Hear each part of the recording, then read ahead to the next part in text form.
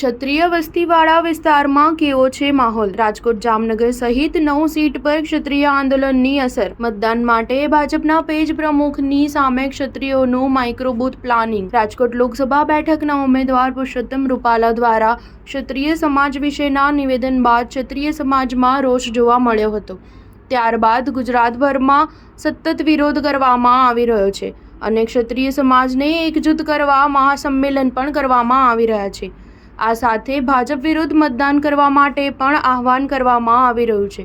ક્ષત્રિય સમાજના સર્વે પ્રમાણે ગુજરાતમાં રાજકોટ જામનગર સહિત 9 સીટ પર અસર થઈ શકે છે, જેને લઈને જ્યાં ભાજપ દ્વારા પેજ પ્રમુખ સહિતના પ્લાનિંગ કરવામાં આવી રહ્યું છે, તો તેની સામે ક્ષત્રિય સમાજ દ્વારા માઇક્રો બૂથ પ્લાનિંગ કરવામાં આવ્યું છે. આ સાથે જ પોલીસ બંદોબસ્ત પણ ગોઠવી દેવામાં આવ્યો છે. ગુજરાતના રાજકારણમાં રાજનીતિની પાઠશાળા ગણાતી રાજકોટની બેઠક આ વખતે ચર્ચાનું કેન્દ્ર બની છે. 34 વર્ષમાં માત્ર એક વખત અહીં ભાજપને હારનો સામનો કરવો પડ્યો હતો. રાજકોટ બેઠક પર 1977થી 2009 સુધી લેઉવા પાટીદાર સમાજના જ સાંસદ હતા.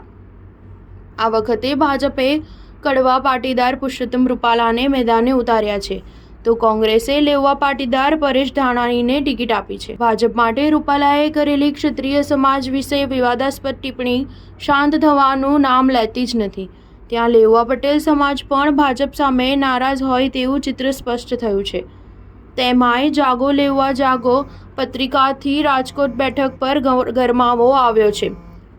ફરી એક બેઠક કબજે કરવા અને પરેશ ધાનાણીને જીતાડવા લેઉવા પાટીદારોમાં અંડર કરંટ જોવા મળી રહ્યો છે. સ્ટાર ન્યૂઝ 7 હંમેશા સચ્ચાઈની સાથે.